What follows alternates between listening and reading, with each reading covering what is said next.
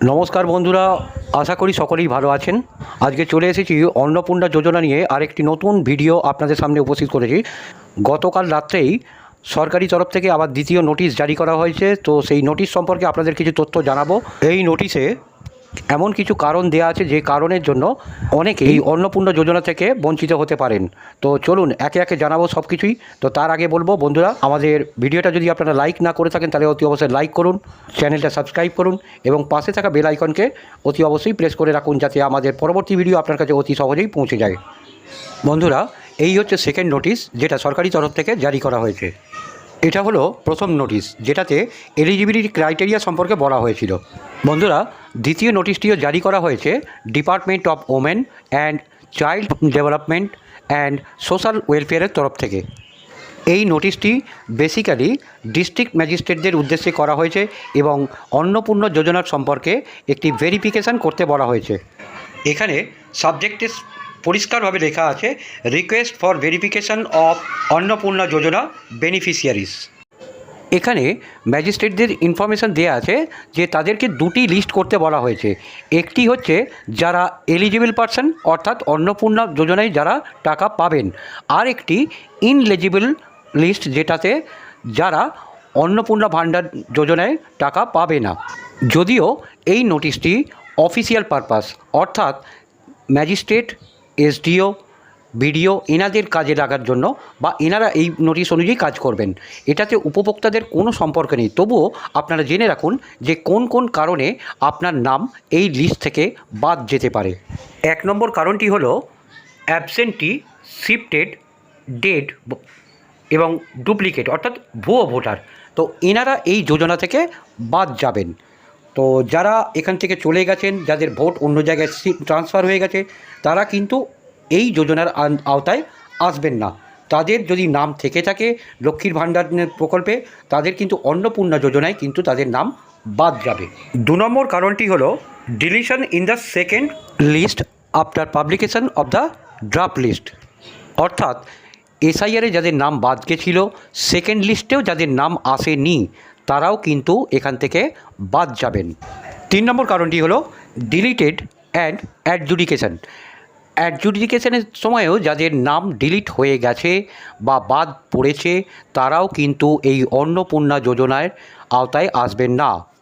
চার নম্বর কারণটি হলো ভোটার স্লিপ বাড়িতে বাড়িতে দেওয়ার সময় যদি সেখানে সেই ভোটার তাকে না পাওয়া যায়, তাহলে সেক্ষেত্রেও তার নাম বাদ পড়েছে। তো এই ধরনের মহিলারা তারা কিন্তু এই অন্নপূর্ণা যোজনার আওতায় আসবেন না, তাদেরও নাম কিন্তু অলরেডি ডিলিট করা হয়ে গেছে। এই চারটি কারণে যাদের নাম অন্নপূর্ণা যোজনা থেকে বাদ চলে গেছে, তারা যদি আগে লক্ষ্মীর ভাণ্ডার পেয়েও থাকে, তবুও কিন্তু তারা আর এলিজিবল হবেন না, তাদের নাম অটোমেটিক্যালি ডিলিট করা হবে। যে সকল উপভোক্তা এই প্রকল্পের আওতা থেকে বাদ যাবেন, তাদের জন্য একটি ফরম্যাট দেওয়া হয়েছে। সেই ফরম্যাটে তারা মেনশন করবেন, অর্থাৎ ম্যাজিস্ট্রেটরা মেনশন করবেন যে বেনিফিশিয়ারির নাম, তার আইডি নাম্বার কী আছে, তার আধার নাম্বার কী আছে এবং উপরের এই যে চারটি কারণ দেখানো আছে, সেটি কোন কারণে তাকে বাদ দেওয়া হচ্ছে সেটিও এখানে মেনশন করা থাকবে। এই রিপোর্ট কিন্তু ম্যাজিস্ট্রেটদের থেকে 25 তারিখের মধ্যে অর্থাৎ 25/5/2026 মধ্যেই সাবমিট করতে বলা হচ্ছে।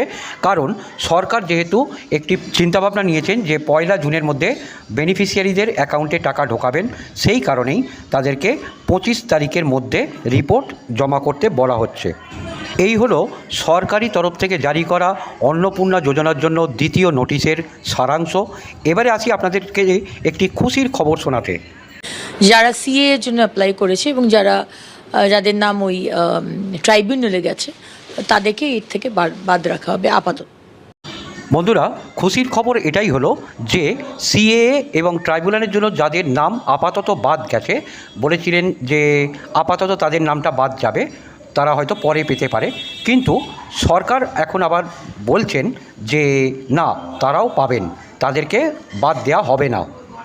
তো বন্ধুরা, কারা কারা এই খবরে খুশি হয়েছেন তারা অতি অবশ্যই কমেন্ট করে জানাবেন।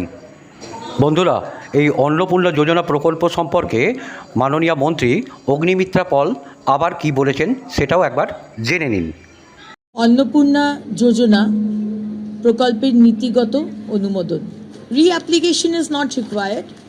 যারা যারা লক্ষ্মীর ভাণ্ডার পেতেন তাদেরই নাম আবার করে অন্নপূর্ণার ভাণ্ডার, জাস্ট নামগুলো ট্রান্সফার হয়ে যাবে এই স্কিমে, ডাইরেক্ট ব্যাংক ট্রান্সফার হবে। তো বন্ধুরা শুনলেন যে নতুন করে অ্যাপ্লিকেশান আপনাদের করতে হবে না কাউকেই, অফলাইন হোক বা অনলাইন হোক। যারা লক্ষ্মীর ভাণ্ডার পেতেন তাদের নামগুলো অন্নপূর্ণা যোজনায় ওই ব্যাংকের সঙ্গে লিঙ্ক করে দেওয়া হবে, তাহলেই আপনারা টাকাটা আপনাদের ব্যাংকে পেয়ে যাবেন। তবুও বলবো আপনারা পারলে একবার ডিবিটি লিঙ্কটা চেক করে নেবেন।